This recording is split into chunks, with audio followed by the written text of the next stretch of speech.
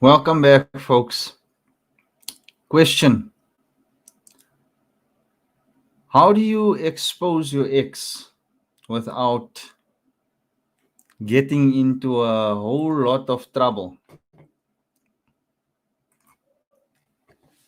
I'm sure this has crossed many fathers' minds. I know for sure it has crossed mine.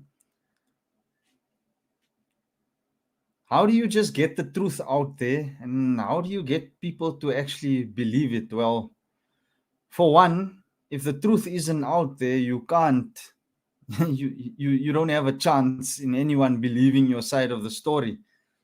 If you just tuning in for the first time, we are from Pain SA. My name is Dominic, and whether you know it or not, there's something strange going on in South Africa where women are just allowed to make up false stories, allegations against men, where if you have a daughter and there's a divorce, the man is immediately or later on accused at least of sexual abuse.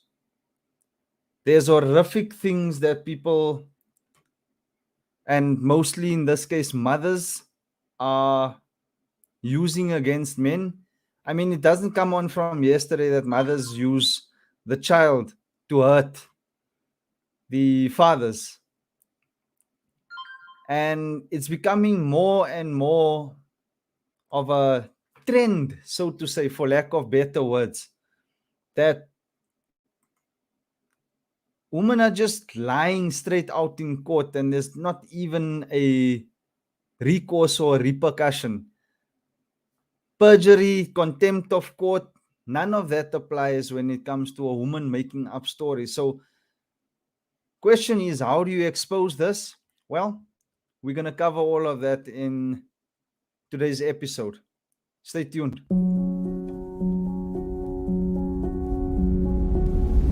Welcome to the Pain SA podcast, where we discuss the devastating and long-lasting effects resulting from parental alienation.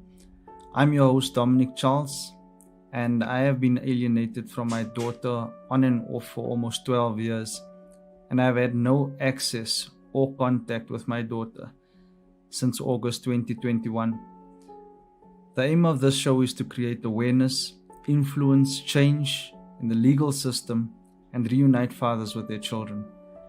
Please note that the users of all parental alienation intervention network South Africa, hereby known as Pain SA, and all its subsequent media platforms, affiliated groups, projects, companies, take no responsibility or risk for the use of Pain SA and related media entities such as Facebook, YouTube, Twitter, and all subsequent similar related media platforms used by Pain SA.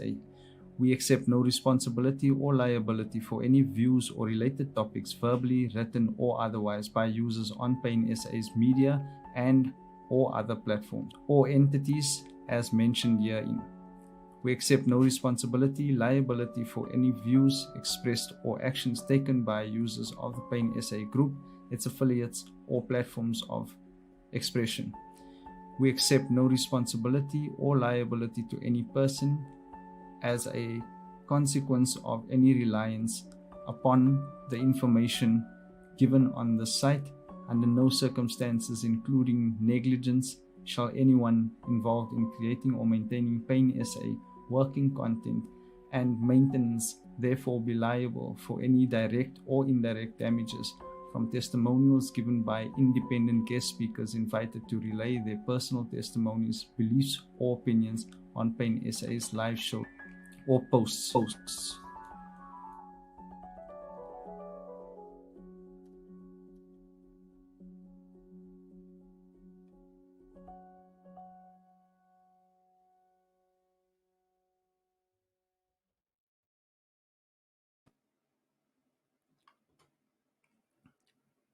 So, as I mentioned, how do we sort this out, people? Like, how do you make the right decision in court as a magistrate without even hearing both sides of the story? if you're surprised at what I'm asking, well, that's what's happening to fathers every day. Just we simply a fatherless nation. Fathers are all molesting their daughters all of a sudden, and we all abusive. I mean, what is happening here in South Africa? I myself have been accused of being abusive, and the last accusation is alluding to sexual abuse. Now, if you don't know, these things are even being instructed by legal practitioners, by mediators, social workers. Yes, mothers are actually told to use this or to go that route, taking children to police stations to open up false cases against fathers specifically. It's happening quite a lot these days. These are the things that alienators do. And if you're just joining, I know that I'm live on the Patriotic Alliance page as well. And you might be wondering why I'm live on this page, but it's happening in all your communities, in all our communities, that fathers are being removed from homes using the legal systems with absolute lack of evidence. Alienation is a serious thing, and this is what we are trying to bring awareness to, right?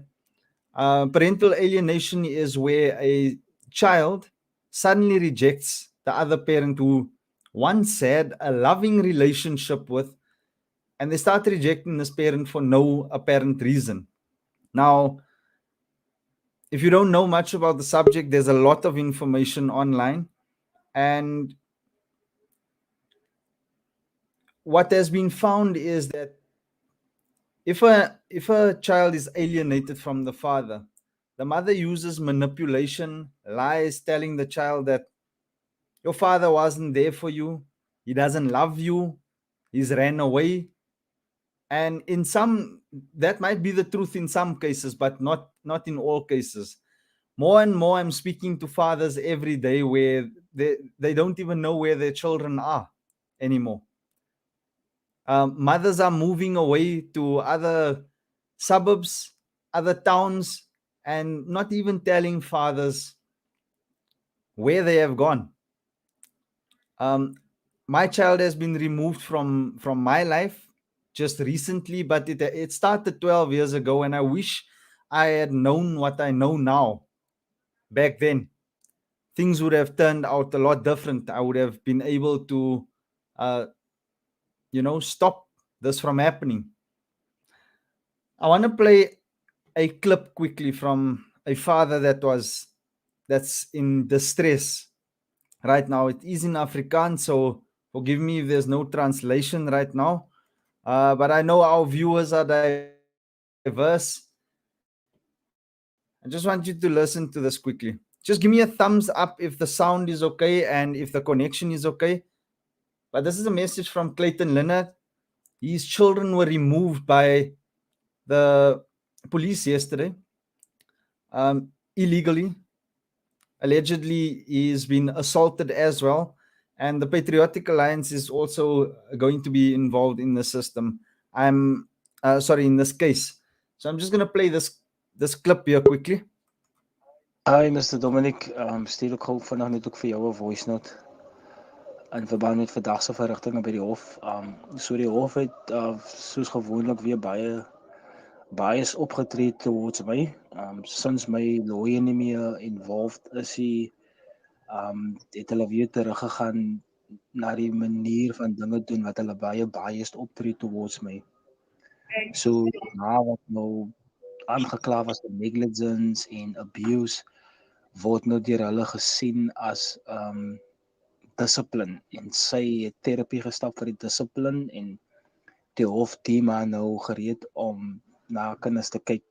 So it remains 50-50 key, maar alles in die guns van die ma. So die ma het gevra dat die kinders daar in die helft is, en ek het gevra dat die kinders by die model C skole is waar hulle is, en hulle toe gegaan met die besluit dat die kinders in Delft moet skool gaan. Dit is nou in die lokasie areas in.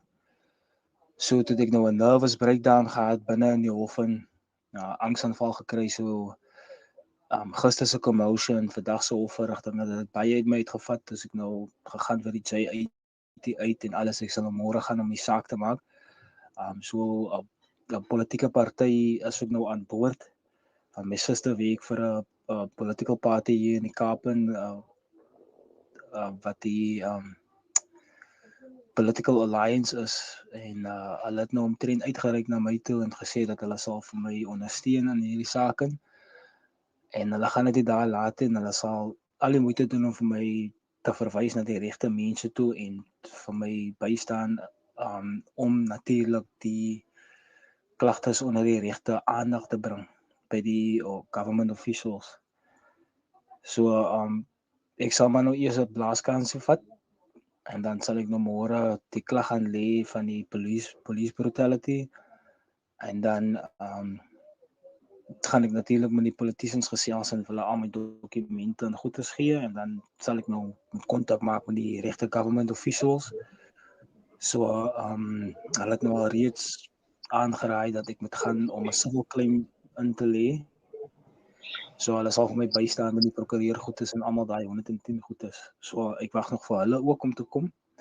En dan na dit dan neem ek eers my vrede vir eers en dan laat ek maar die reg sy gang gaan en dan vertrou ek maar die Here in die saak en dan ek het nie meer krag om nou alleen te beklei teen government officials waar die magistraat biased is, die social workers biased en as net te veel op die einde van die dag waar my stem nie gehoor word nie. Clayton, ja, jammer om alles uit te hoor. So, that's the situation here in South Africa. Fathers are losing their right to be fathers every day. Every day. It's not at all. I don't have the permission yet from Clayton. Actually, you know what? He has given me permission. Let's just check what. I just want to show a quick clip of what happened yesterday. Yeah. Check this out. Hy sal self vir die social workers vra. Kyk hoe hy die kan. Kyk hoe hy die kan as. Hulle het nie 'n court order nie.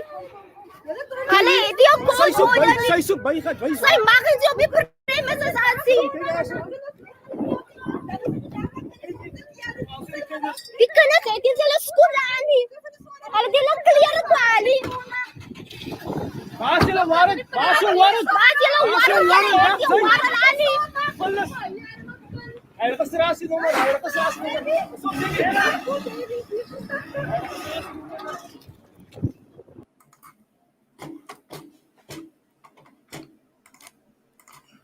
Dolph, welcome. Yes, man. Welcome, brother. Good evening, Monique. This is what's happening in our country, man. You've had false allegations. You know, people might be watching this and thinking, nah, you know what? Probably it's another father just trying to make up stories and stuff. But tell us quickly about the false accusations that's been made against you. Well, look, I don't want to. This has got me in tears. Just a couple of weeks ago, I had an incident also caught on video about my mother-in-law shouting at my son, blaming her medical condition or her poor medical health on him, and then the mother also shouting at him, saying that he's being naughty. And the only thing we effectively did was pick him up 10 minutes early so that we can be early for his cricket match, which is something that I took upon myself. I will manage the sport and, I'm a cricket coach at the school and manage his activities.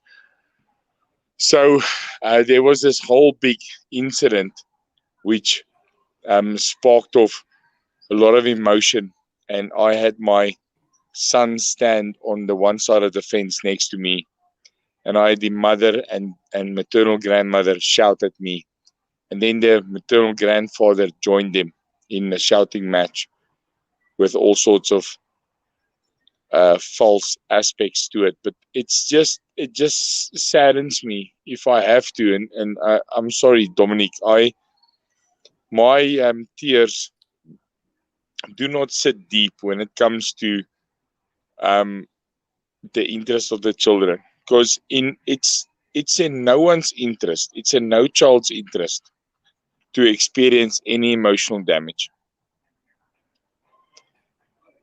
In no child's interest.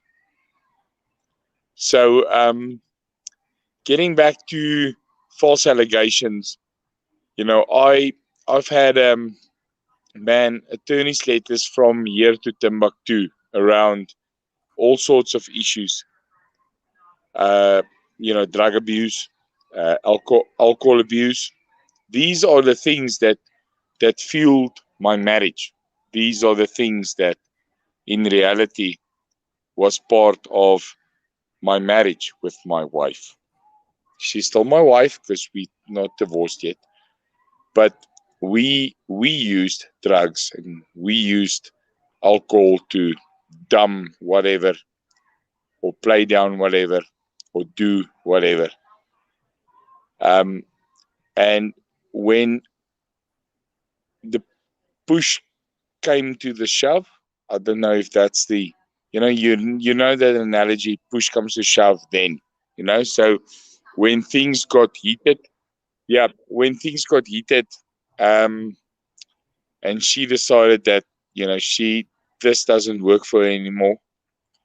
And that was after we decided to sort of draw a line in the sand in relation to how we behave.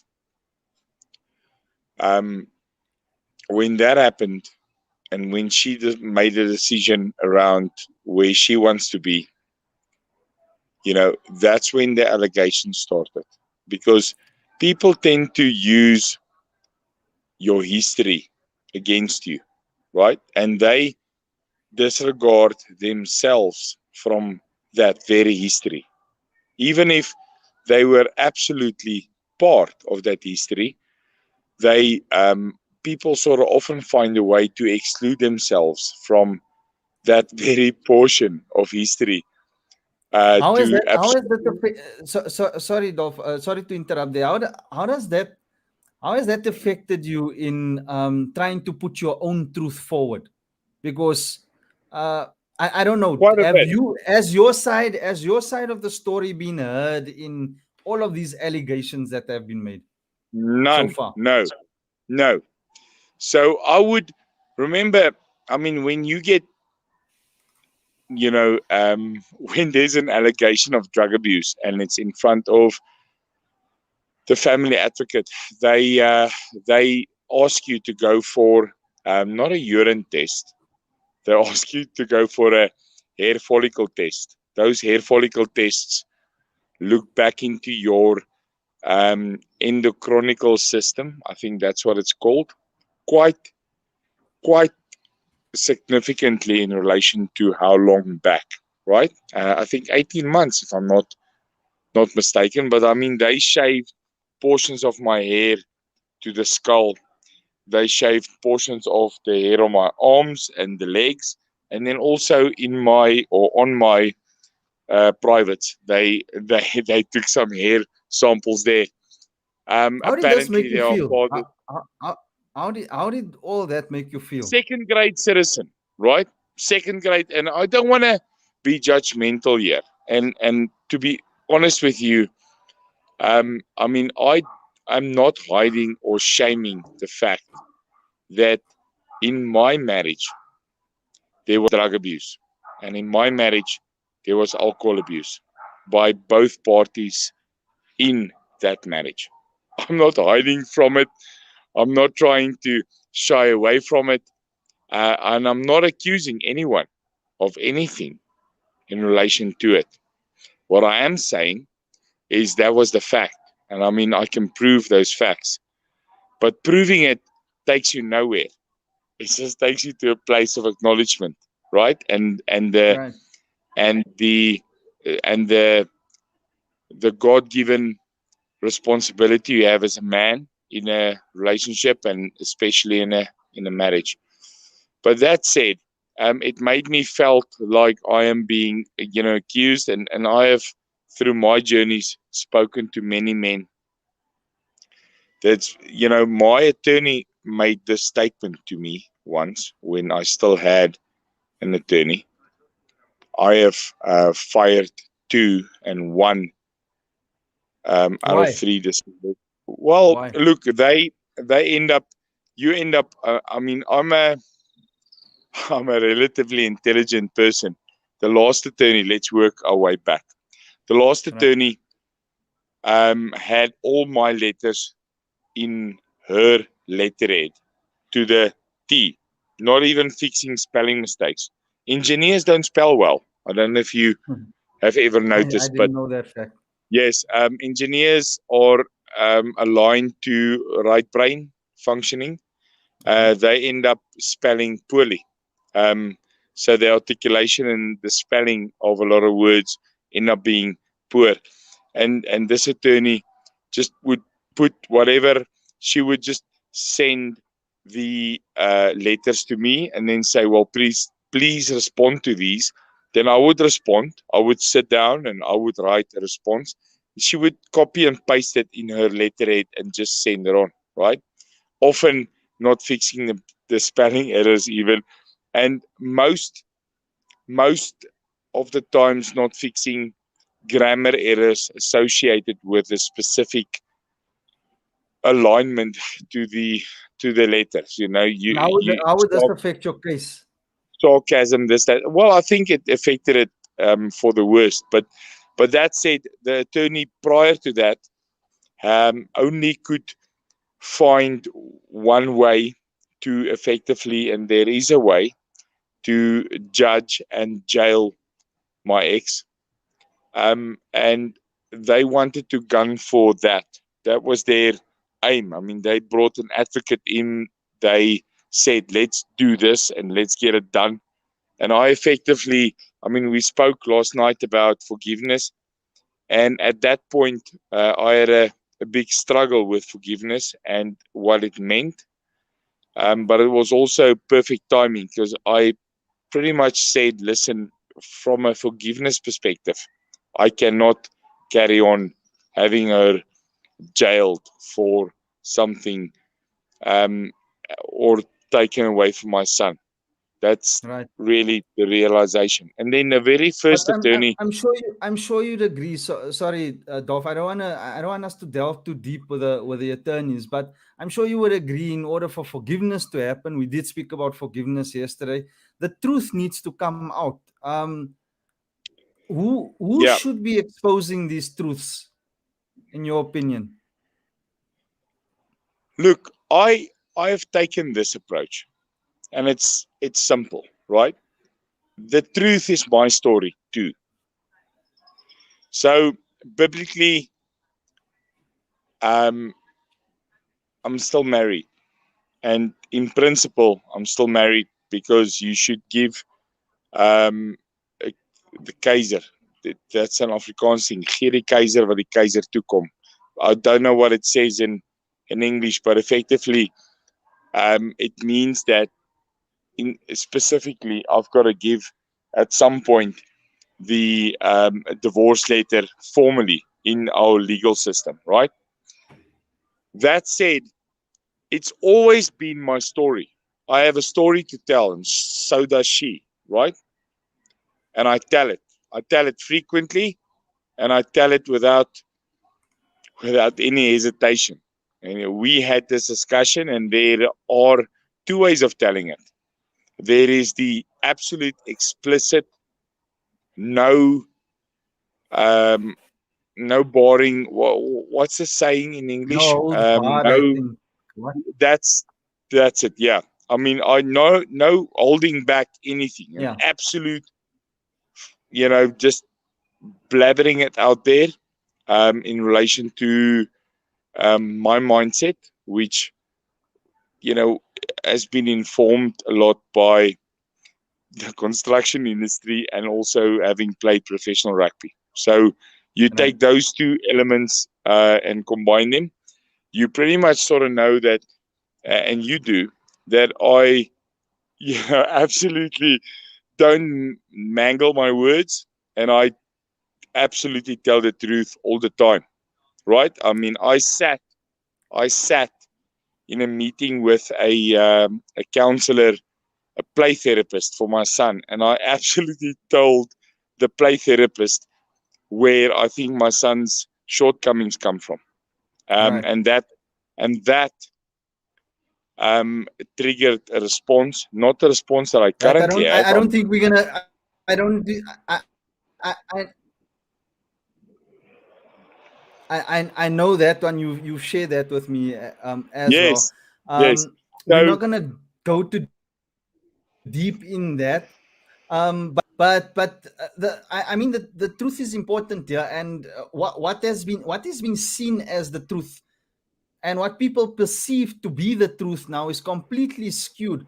What does this do to the child? yes, Growing up knowing that in some cases, like with fathers and daughters, as I mentioned already, that I mean 10 to 1, 9 out of 10 cases, if you have a daughter, at some point in time the mother is going to accuse you of sexual abuse.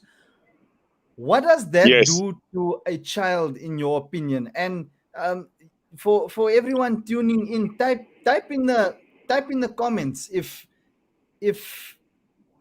if you have the answer to this. What does that do to a child thinking that her father has molested her without it ever happening? Because this is what's happening here in South Africa, if you yeah. didn't know. So look, so it's true, and I mean, the last attorney I had of the three, she told me that, look, there's a cookie cutter recipe for women legally abusing. If you go look up legal abuse, you will probably find a lot of men falling in that category. And we had this discussion at some point, but there's a phenomenon called legal abuse.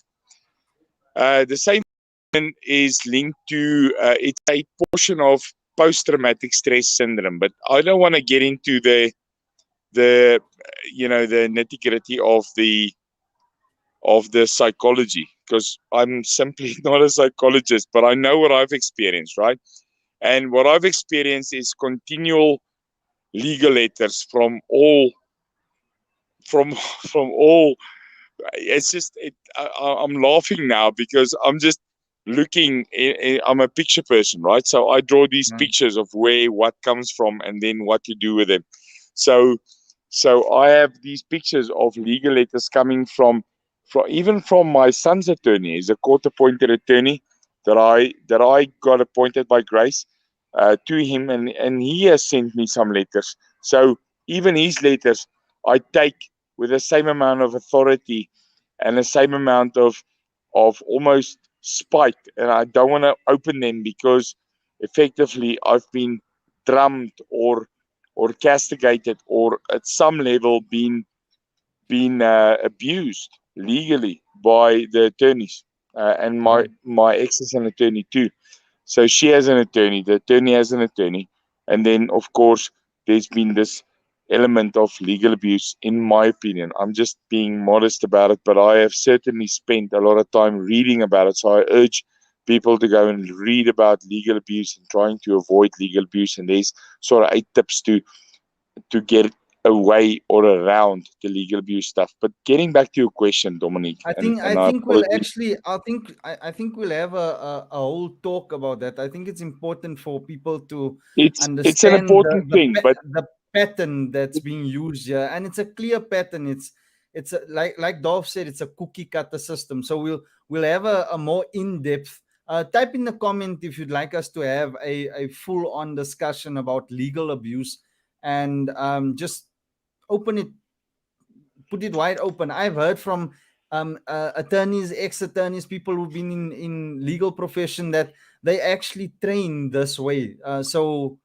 Again, if you're an attorney watching this, please reach out to us and let us know if you'd like to come on the show. I'm actually having someone on Thursday speaking about that, so I think it's a very important topic that we're on here. Yeah, Legal abuse.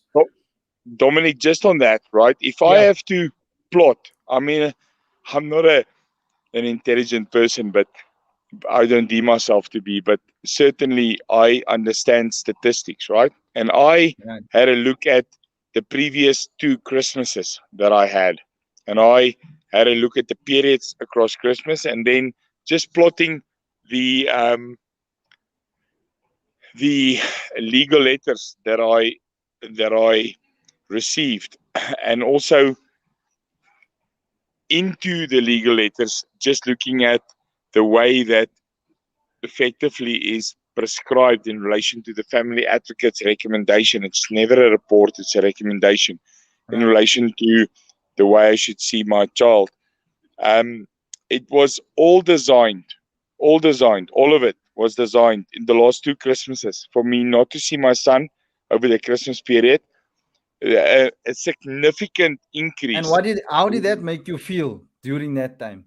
No, it kills you, man. I mean, which father in this country would it not kill if he is an ardent father, putting his entire life on hold to be with his son for a development period of the son's development and age group, right? But putting that aside, just in general, how would it make any father feel to be progressively through attorneys almost denied or pretty much denied access to your son on the back of false allegations? I mean, I was told by my attorney, and I just want to get back or hop onto the allegation thing. If I had a daughter, I was accused of abusing anabolic steroids, right? I was never tested for it. Never. I was accused of using too much alcohol, but I was tested for that. There's a test called a CDT, which is I think the acronym stands for Coefficient Deficiency Transference Test, which is effectively a marker in the liver, which tells someone if you had gone on the binge in the last 15 or 20 days. Then I was also asked to conduct a hair follicle test, which all of these I did, right? And all of this came out negative, apart from the abuse of anabolic steroids. Now, You were a these rugby all, player, am I right? yeah, these all came about because of our history. I mean, there were several weight reduction um, methodologies or medications that I had my ex take because she just exploded like a patkobas. Um, and Okay. and those things sort of stuck that I now have someone that delivers or gives anabolic steroids. I told her at the point just before we got into the divorce that I was drinking too much. But her and I, abused alcohol and drugs before we got to that point, right? And we abused it for the fun element of it before our child was born. So these are the things people accuse you of, and they all make you feel like a criminal. All of it. And I can absolutely not put myself. I mean, an attorney told me that if I had a daughter, looking at the set, or the game that's being played is the use of the words of the attorney, but the set of nations. I effectively, because I have a boy, the allegation of sexual abuse probably would be an investigation, um, and a harsh investigation, because it's harsher to do that for boys in relation to sexual abuse, man to man or man to boy, whatever the case would But be, isn't than it it would be for. mind-boggling? Isn't it Yeah. mind-boggling how many fathers are accused of sexual abuse, but there's Yes. no evidence. There's no No evidence. I've heard evidence. of No fathers evidence. going to No jail. evidence. I've And heard of even fathers going to jail and mothers not even pitching in court. There's no look, contempt of court. yes. So two things I know, Dominic. Yeah. Two things that I've learned from this, right? One is that false allegations will always be there. Um, and that's pretty much how divorces start. To be respectful towards a lot of people that go through divorce on a level that's fair and equitable. I apologize. I'm gonna for a second here just go off video. I need to Okay, it's step fine. into the light a bit. It's But fine. there are um, there are parents that go through divorce on an equitable basis where the marriage simply doesn't work. Right? There's the partnership and this, that, and the other doesn't work. And I have met um, in parallel to meeting a lot of alienated parents, I have met a lot of parents that absolutely go against the alienation thing and 110% go for not necessarily share custody, but they simply go for being equitable parents, right? So the father understands that he's got to rebuild his life because the mother effectively, took economically, socially, and mentally took his life in principle, or the other way around, right? It doesn't matter, but they both agree that for the sake of their children, they will do the best for their children. That's rare. What is a lot Right. more what's a lot more frequent is where people simply don't care, and there is an element of abuse which we know the United Nations is in a process of um, declaring parental alienation as mental abuse. It's a syndrome. It's been accepted by a lot of countries in the United Nations.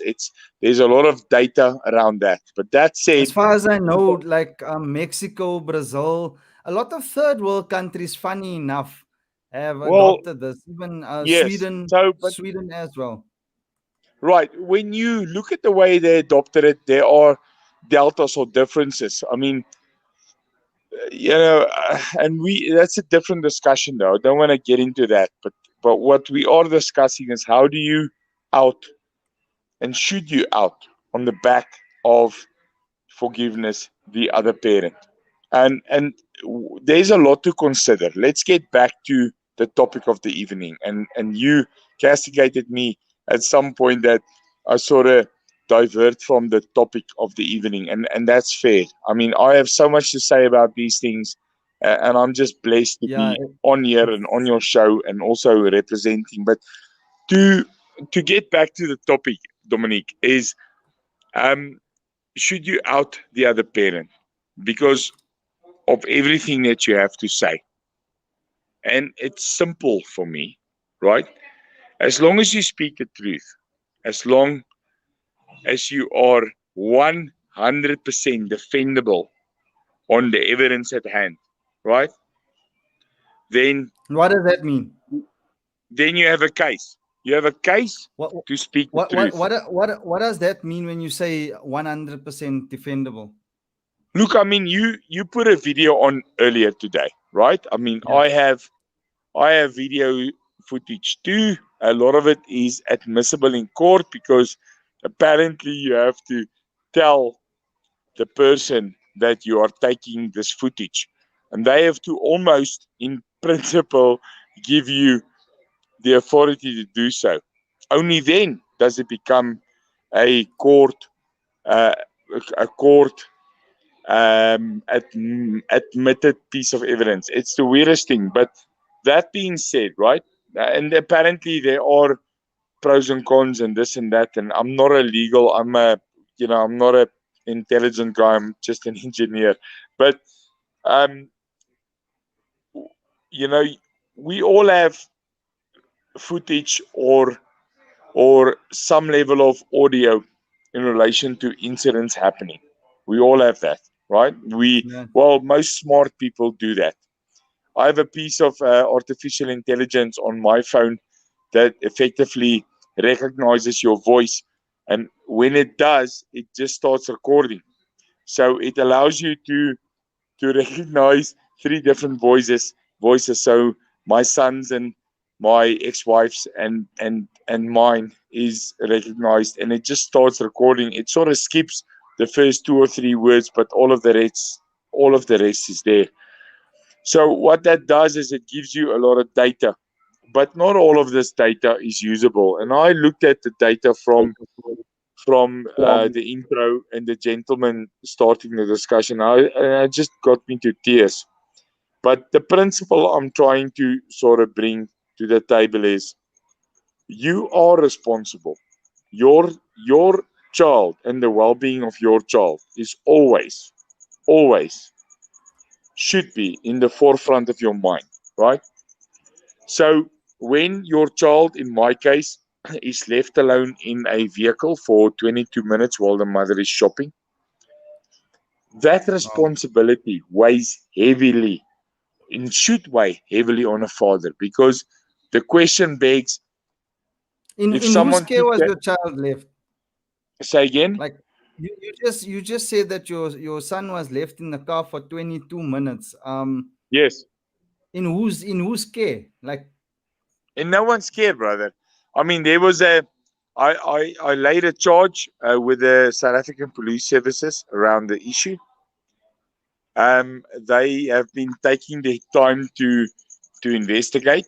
Um, and I'm dealing with that little bit by little bit, because there are processes to deal with what we perceive to be slow and stagnant prosecution, which is not what I want, because I put that in the affidavit. I don't necessarily want prosecution. I want the mother to physically, um, effectively say that she will never do that again, or in the letterhead, right? That's what I want. That's what I need.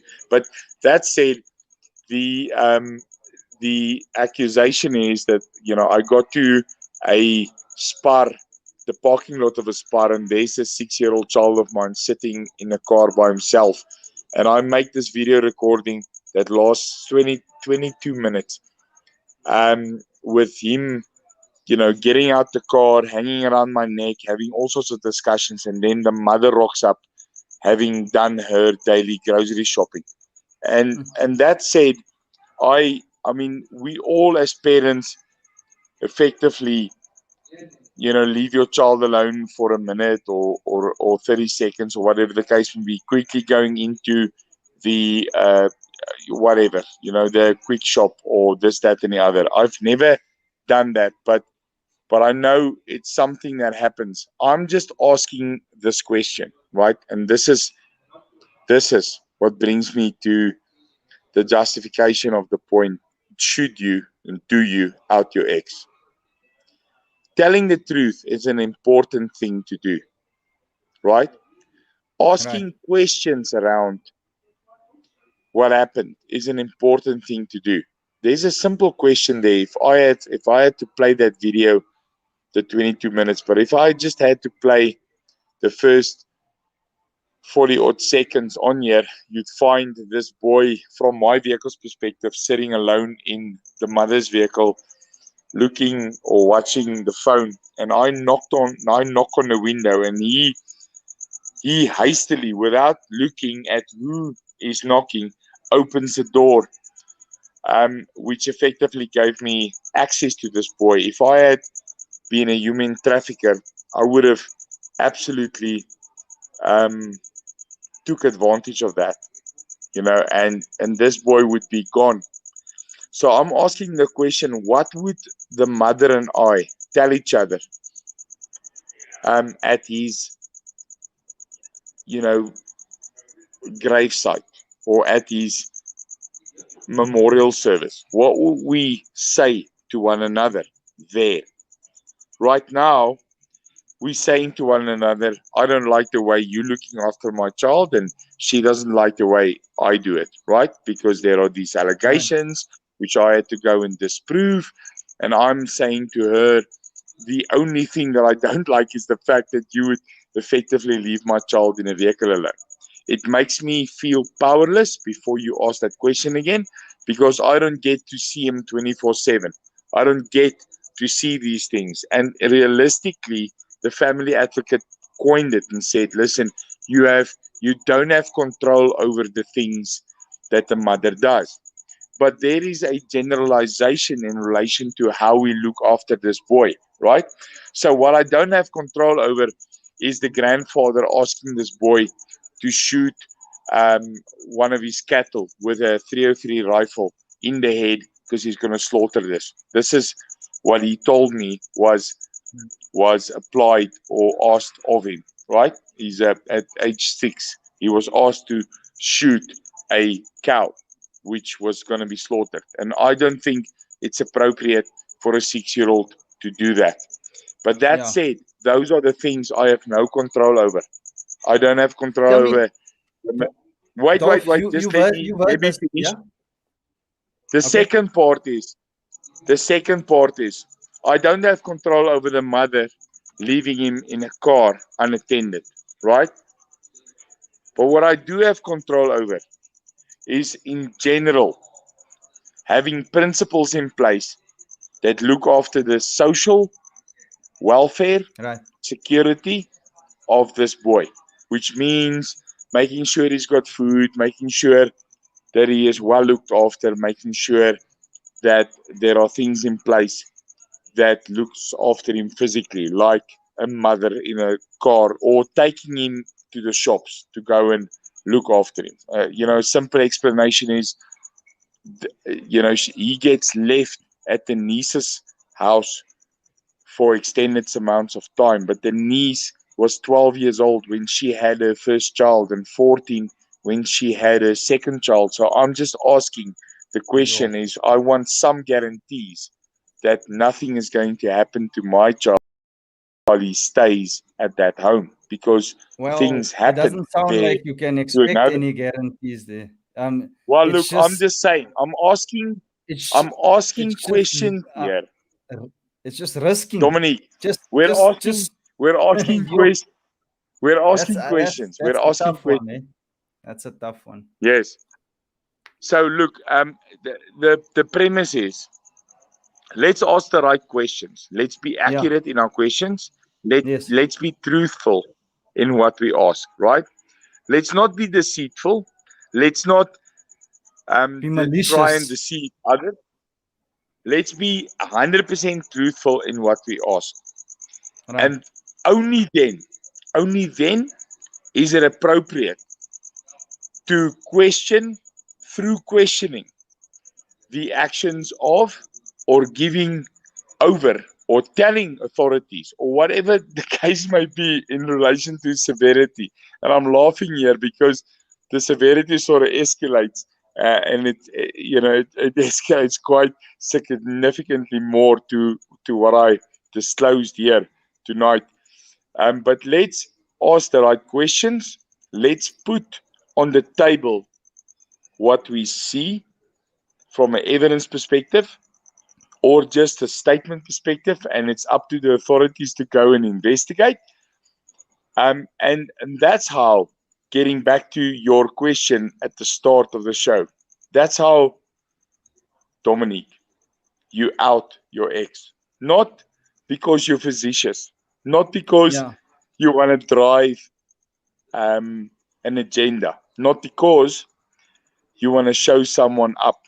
No, you want that child to be protected. And if there is something in the care of that child that makes you think that that child may not be protected, you need to put it on the table so that people can see it, look at it, and let And make a them decision. then make a decision. Not you. Right. An You make a informed decision on the decision, back. not one-sided, like it's been done. Yes, Yeah. Just, right. just Dolph, this term is thrown around very by a lot of practitioners, and I've heard this from social workers and mediators, and they say, in the Children's Act, it says as well, act in the best interest of your child. What does it even mean anymore? Right. I don't know. And I don't have the answer. But what I do know, and what I think many parents out there have come to realize, is that little statement there has been misconstrued to fit the narrative of someone else. Either the mother or a social worker or a family advocate or whatever the case may be, but they end up to fit the narrative of someone else other than the child. It's never, Dominique, in my opinion, about the best interest of the child. And I love statistics and I love data.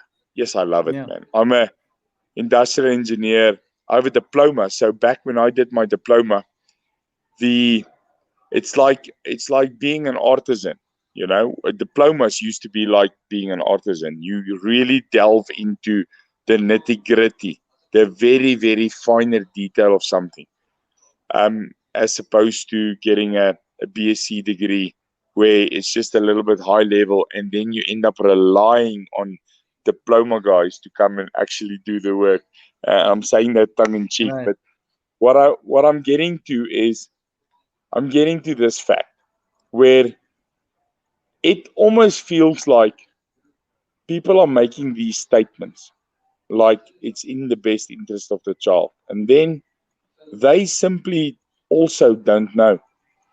The only way I have, in my experience, found that the best interest of the child is taken in consideration is through a tool that is referred to as the voice of the child, which is a specific tool that is applied to, that looks at the responses of the child and whether those responses are aligned to the response you would psychologically have from that age group person, associated with the questions that's asked, right? And this tool is widely used, brother. It's used in psychological assessments, psychiatric assessments. It is something that is extremely, it's something that I paid a lot of money for to be applied with my son. And I'm trying to get an How much assessment. approximately? How much approximately have you paid? Well, look, I paid 4,500 rand every time the social worker opened her gate for me. Oh, I was not allowed to go and sit in the social worker's foyer where the administrative assistant sits if I haven't paid and sent the proof of payment for that 4,500 bucks. I had to do that for about around 60,000 rands worth of inputs, so that the social worker who would at a whim, the private social worker, who would at a whim schedule an appointment for, in my opinion, no reason at all, just having a chat, especially if the conflict would escalate between the mother and father. They would absolutely capitalize on that and have you go there twice a week. So it's almost like you're being watched externally, and then they would just whack you with, you've got to, and and and never not go, never not go, because it's written in the report and it becomes part of the family advocate's recommendations, because the family advocate, and they that ultimately decides your fate with your child, right? How you get to spend well, time. that's the thing. Oh, remember, well, you won't know, I'm saying remember, but I'm remembering that Right. I went to a very competent social worker, right? This woman is 110%. She pretty much developed the voice of the child toolkit, right? And then she has a team of people. She has a she has a, and I'm laughing now because the team also costs you a lot of money. So she has a play therapist which effectively gets information from the child. She doesn't do it, it's the play therapist. And then there's also a psychiatrist, which you pay 15,000 Rand to go and sit there for 8 hours and do an online psychiatric assessment. And then she'd give you on the back of that assessment and a bit of an interview, a 20-minute interview, a thorough 50 odd page report on your psychiatry. So these are all things that cost a lot of money, and is all, non-value adding in relation to, this was 2 years back and I'm still not seeing my son on what used to be, according to the psychiatrist and also the play therapist and also the social worker, supposed to be a 50-50 split, consent, care, and maintenance of my son. That's the outcome of that report, and I'm sitting with family advocate recommendations that's not aligned to that, but this is the specialist, and I paid a lot of money for them. And I have a mother that's obviously also not aligning to any of the two in principle. So, how does it make you feel? It makes you feel like a second-class citizen. It makes you feel that you are absolutely,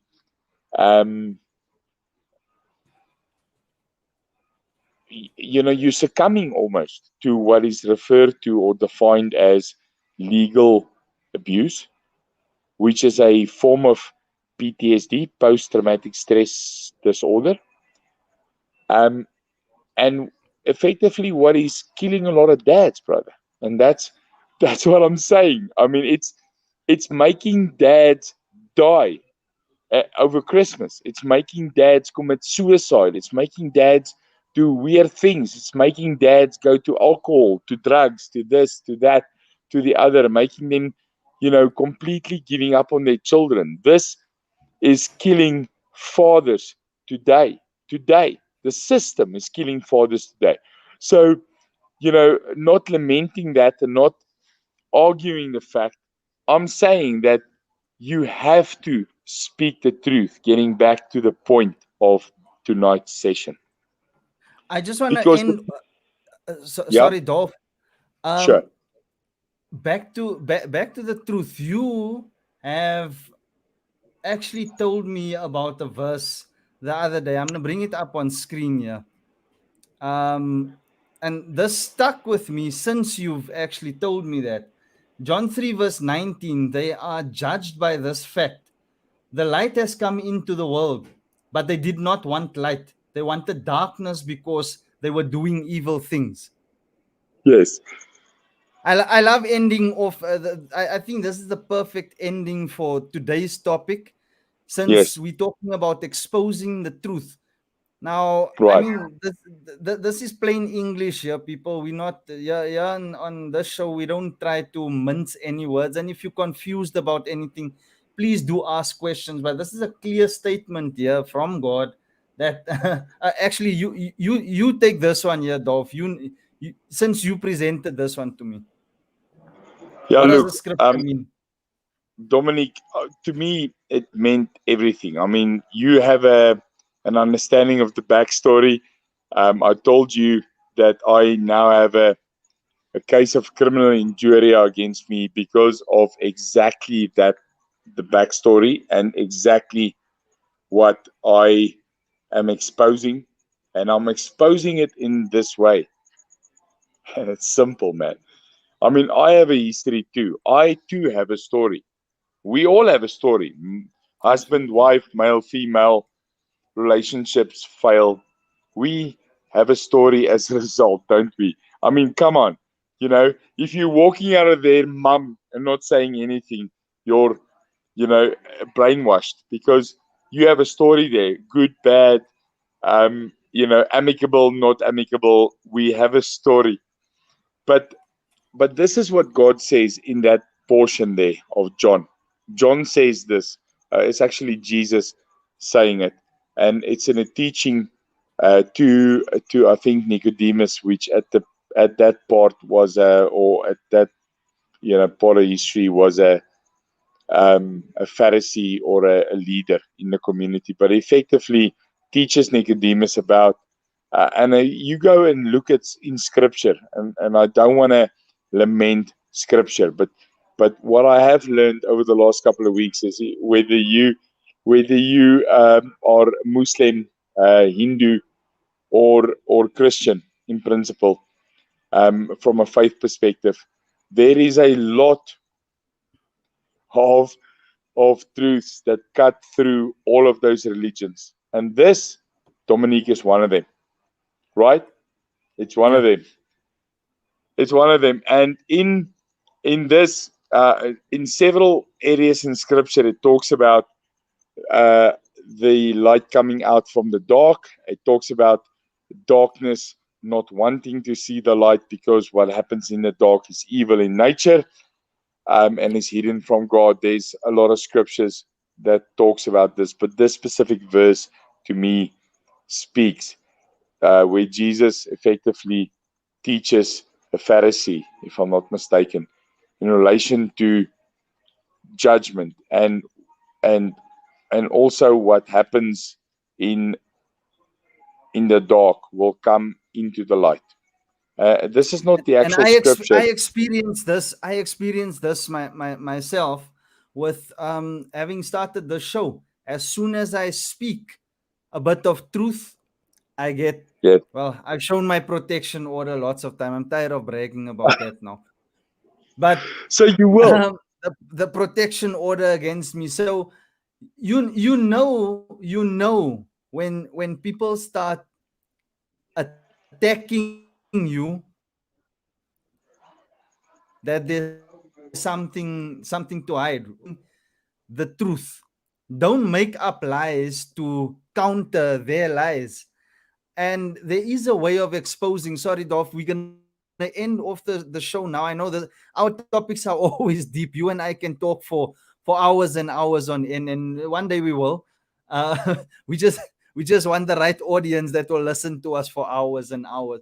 But this is just part of what we do, guys. It's just to bring awareness to this fact. You, from this day forth, if you didn't hear about this before, I promise you're going to start seeing this more and more. You're going to start hearing about this. And I mean, we bring fathers onto the show all the time.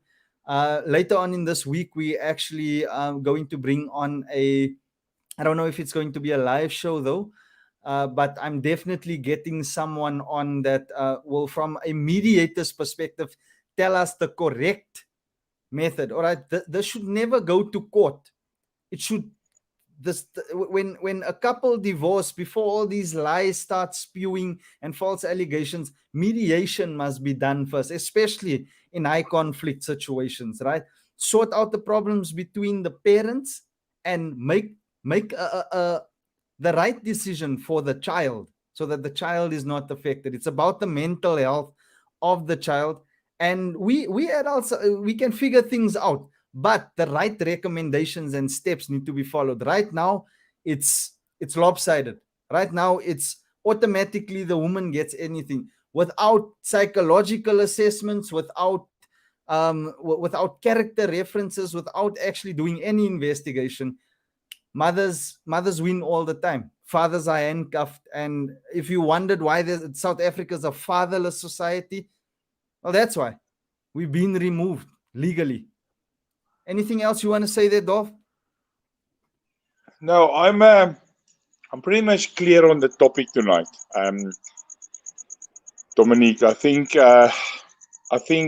just to get back on the baseline is never expose, never, there's a topic I think the listeners should go and read up on, and I spoke about it last night. And the topic relates to a theme called righteous anger, and pretty much what it means in breaking it down is never sin in being angry. Jesus never sinned in being angry. Never. But he was angry Right. We too. spoke about You're allowed to that be one angry. yesterday. So if you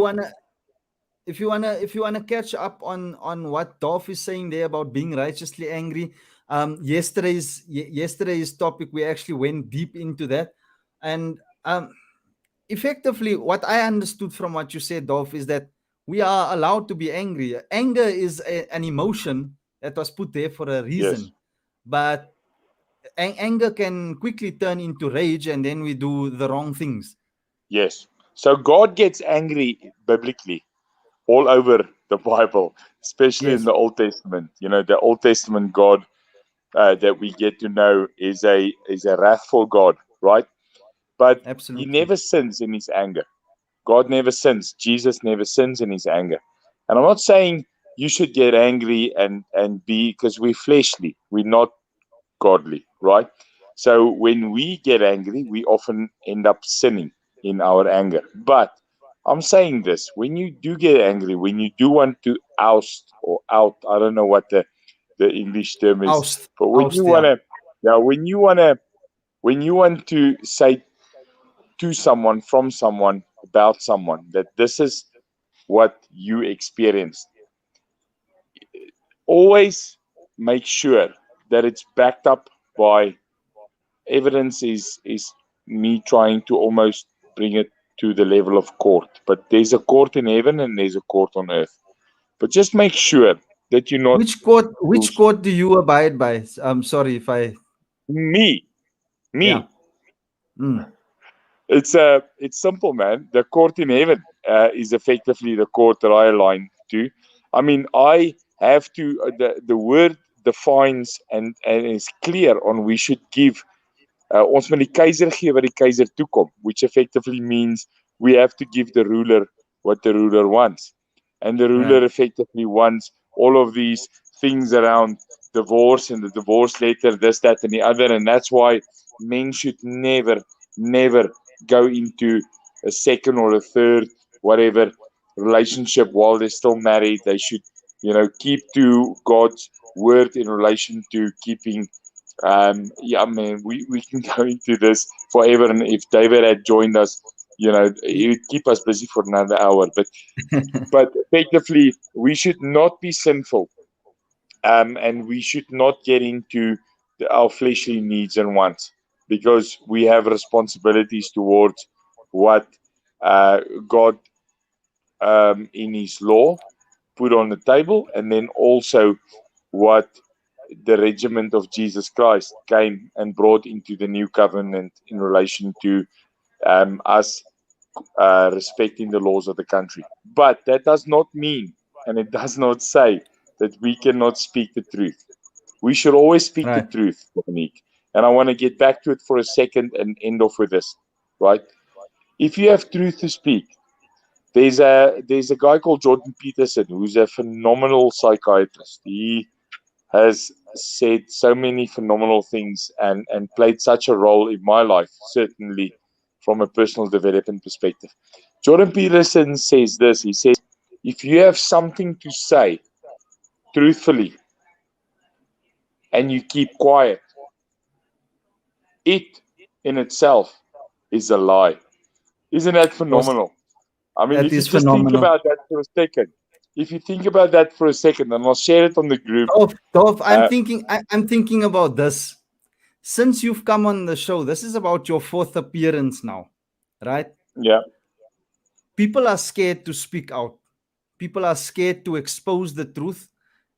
And when I say people, I'm saying men. And yeah. sorry, men, if you feel offended, it's time to take your balls back. I'm just gonna put it out there, right? It's time to grow a pair and speak your truth. Dolph, as I mentioned, this is your fourth appearance now.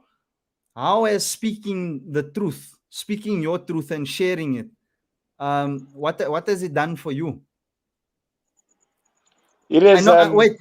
Besides all the threats that you've received, yes, yes. So talk the it good has with the colored, bad. it's colored my life. because I have a criminal injuria case against me, which I need to go and answer to tomorrow. You scared about that?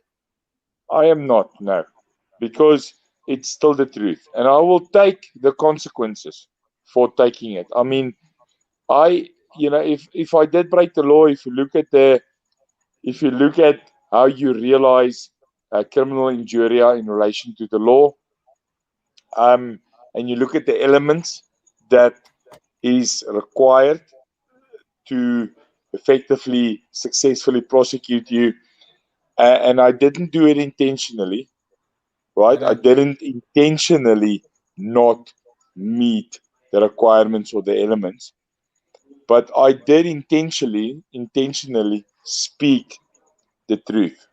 And if that gets me in trouble, then so be it. I mean, if I have Well to said. say something about that, then so be it. If I am under Section 16 of the Constitution for speaking the truth and being able to effectively apply or put myself on a table in relation to what happened, then so be it. But that said, right, it has liberated me a lot speaking the truth. And even if you go in your quiet place, right? The word references it as the secret place, which effectively is where you and God speaks, right? The secret place. But when you go in there, or you just go, I always use this analogy, right? It's 9 p.m. Everyone is fed. Your entire house had whatever it was that you dished up for dinner. It's quiet, there's electricity. Everyone had a hot shower. Everyone is extremely blessed in your home, right? You're the last person to switch off the lights. Right there, when you sit on your bedside, switching off, just before you switch off your dresser light, or your bed lampy, right there in that moment, who are you to you? When you ask that question, Who are you to wie is you? jy? Wie is jy? Who are you? And if you are someone that speaks and promotes the speaking of truth, and you are yourself are absolutely 110% honest about yourself, to yourself and others, you cannot but be freed. That's a freeing experience there, right there. Right. When everyone else, I mean, it's a freeing experience when you've provided for your family, everyone's fed, the house is paid, it's the 20th of the month, you still have some spare money. You know that feeling, Mm. everyone is good, A, a, and you're the a lot last of South person. Africans don't. Yes, you're the last person to switch off the light in this house, but it's all provided for, and you provided for it, or you help manage it. It doesn't matter which way. But I always say to people this: in that very moment, who are you? Who are you? Are you a truthful person? Did you speak the truth? And are you going to bed with truth in your heart? That, to me, is an important question. And that, to me, puts you aside, not only in your own mind, but in other people's minds. Because never forget that you are judged by other people. Everyone else judges you on your fruit. And we didn't get into the fruit of the Spirit, and we will in discussions down the line. But this is me ending off, Dominic, saying, listen, when you decide to oust or out or speak the truth, just make sure it's the truth. Because there's that minute next to the side of your bed, just before you go to sleep, that minute there will either keep you out of sleep, or haunt you, or do something to you that's not from God. And that's the bottom line. Because you'll know who you are there, Dominique. Thank you Yeah. for the opportunity once again, Pain SA. Thank you Always a for pleasure to have you on here, Dov. And I just want to end off with saying to the sorry, we've just got a little bit of a commotion here on the outside, but just a final word to people, like, you can't let fear rule you here, especially if you're an alienated parent, especially if you are seeing alienation occur. Hou op worry van wat gaan die mense sê. I hate that. About what is that child going through? You have an opportunity here to stop abuse. So come out and speak about it. All right? It's your duty. It's your God-given duty to do that. All right. yes. Thanks so much again for joining, Dov. Just stay on the line for me quickly after I'm going to end off this broadcast. Once again, if you want to come on, just type story in the comments or click on the button if you're watching on YouTube. And yeah, please come on and tell your story. Peace, love, happiness, and all the best to all of you. We'll see you tomorrow.